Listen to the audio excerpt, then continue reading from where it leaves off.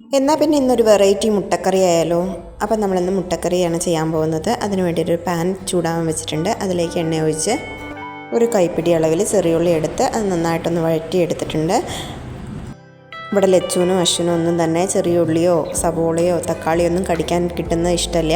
അപ്പോൾ അതുകൊണ്ട് തന്നെ നമ്മൾ മാക്സിമം കറികളെല്ലാം വെക്കുന്നത് ഇതെല്ലാം പേസ്റ്റ് ആക്കിയിട്ടാണ്. അപ്പോൾ നമ്മുടെ ചെറിയ ഉള്ളി നന്നായിട്ട് വഴണ്ടി വന്നിട്ടുണ്ട്. അതിലേക്ക് നമ്മൾ ജിഞ്ചർ ഗാർലിക് പേസ്റ്റ് ആഡ് ചെയ്ത് നന്നായിട്ടൊന്ന് വഴറ്റി കൊടുക്കുക. അതിനുശേഷം നമ്മളിതിലേക്ക് കാഷ്യൂ ആണ് ആഡ് ചെയ്ത് കൊടുക്കാൻ പോകുന്നത്. കാഷ്യൂ നിങ്ങളുടെ കയ്യിലുണ്ടെന്നുണ്ടെങ്കിൽ ആഡ് ചെയ്താൽ മതി, ഇല്ലയെന്നുണ്ടെങ്കിൽ ഇത് ഓപ്ഷണലാണ്. അപ്പോൾ കറിക്ക് നല്ലൊരു കൊഴുപ്പ് കിട്ടാൻ ഈ ഒരു കാഷ്യൂ ഹെൽപ്പ് ചെയ്യും. അതേപോലെ തന്നെ ചെറിയുള്ളിയും കാഷ്യൂ ഒക്കെ നല്ല പോലെ അരച്ചെടുത്തിട്ടുണ്ടെന്നുണ്ടെങ്കിൽ നമുക്ക് കറിക്ക് നല്ല തിക്കായിട്ടുള്ള ഒരു കറി ആയിരിക്കും കിട്ടുക. ഇനി ഇതിലേക്ക് ആഡ് ചെയ്യാൻ പോകുന്നത് മല്ലിയില, പുതിനയുടെ ഇല, അതേപോലെ തന്നെ പച്ചമുളക്. ഇപ്പോൾ പച്ചമുളക് എൻ്റെ കയ്യിൽ എരിവുള്ളതായതുകൊണ്ട് ഞാൻ 4 എടുത്തു. ആൾ കുഞ്ഞനാണെന്നുണ്ടെങ്കിലും നല്ല എരിവുള്ള കാന്താരി മുളകാണ്, അതുകൊണ്ട് 4 എടുത്ത്. നിങ്ങളുടെ കയ്യിൽ പച്ചമുളകാണെന്നുണ്ടെങ്കിൽ എരിവിനനുസരിച്ച് എടുക്കാവുന്നതാണ്. ഈ സമയം നമ്മൾ പാന് ചൂടാവാൻ വെച്ച് അതിലേക്ക് എണ്ണ ഒഴിച്ചു കൊടുത്ത് അതിലേക്ക് മുളക് പൊടിയും മഞ്ഞൾപ്പൊടിയും കുരുമുളക് പൊടിയും കൂടി ആഡ് ചെയ്ത് കൊടുക്കുക. നിങ്ങളുടെ കയ്യിൽ എഗ് മസാല ഉണ്ടെന്നുണ്ടെങ്കിൽ അതുകൂടി ആഡ് ചെയ്ത് കൊടുക്കുക കേട്ടോ.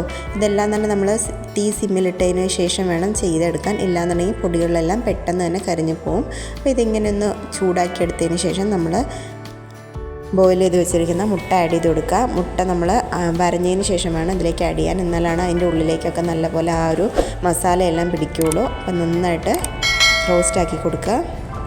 ഈ സമയം നമ്മുടെ ചാനൽ ആദ്യമായിട്ട് ആരെങ്കിലും കാണുന്നുണ്ടെങ്കിൽ ഒന്ന് സബ്സ്ക്രൈബ് ചെയ്യുക. തൊട്ടടുത്തുള്ള ബെല്ലൈക്കൺ കൂടി എനേബിൾ ചെയ്യുകയാണെന്നുണ്ടെങ്കിൽ ഞാനിടുന്ന വീഡിയോസിൻ്റെ നോട്ടിഫിക്കേഷൻ നിങ്ങൾക്ക് ലഭിക്കുന്നതാണ്.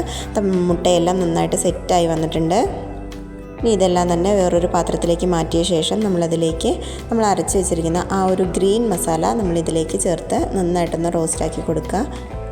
വേണമെന്നുണ്ടെങ്കിൽ മാത്രം അല്പം എണ്ണ കൂടി ഇതിലേക്ക് ആഡ് ചെയ്ത് നന്നായിട്ടൊന്ന് റോസ്റ്റാക്കി എടുക്കുക. ഗ്രീൻ കളർ മുട്ടക്കറിയാണ്, അപ്പോൾ ഈ ഒരു കളറിൽ തന്നെ ആയിരിക്കും ഇതുണ്ടാവുക. ആവശ്യത്തിന് വെള്ളം കൂടി ഒഴിച്ച് അല്പം ഉപ്പ് കൂടി ഇട്ട് കൊടുത്തിട്ടുണ്ടെങ്കിൽ നമ്മുടെ കറി റെഡി ആയിട്ടുണ്ട്. 5 മിനിറ്റ് നല്ല പോലെ ഒന്ന് തിളച്ച് വന്നതിന് ശേഷം നമ്മൾ ഈ ഫ്രൈ ചെയ്ത് വെച്ചിരിക്കുന്ന എഗ്ഗ് ഇതിലേക്ക് ആഡ് ചെയ്ത് കൊടുക്കുന്നുണ്ട്. അസാധ്യ ടേസ്റ്റുള്ള ഒരു കറിയാണ്. അപ്പോൾ എല്ലാവരും വീട്ടിൽ ട്രൈ ചെയ്ത് നോക്കണം. നിങ്ങളുടെ വിലയേറിയ അഭിപ്രായങ്ങൾ കമൻസായിട്ട് അറിയിക്കുകയും വേണം. വീഡിയോ ഇഷ്ടമായിട്ടുണ്ടെങ്കിൽ ലൈക്ക് ചെയ്യാനും ഷെയർ ചെയ്യാനും കമൻസ് അറിയിക്കാനും മറക്കാണ്ടിരിക്കുക. നമ്മുടെ കറി റെഡി ആയിട്ടുണ്ട്. ഇത് ചോറിൻ്റെ ഒപ്പം ചപ്പാത്തിയുടെ ഒപ്പം അപ്പത്തിൻ്റെ ഒപ്പം ഒക്കെ നല്ലൊരു കോമ്പിനേഷനാണ്. അപ്പോൾ എല്ലാവരും വീട്ടിൽ ട്രൈ ചെയ്ത് നോക്കണം. താങ്ക്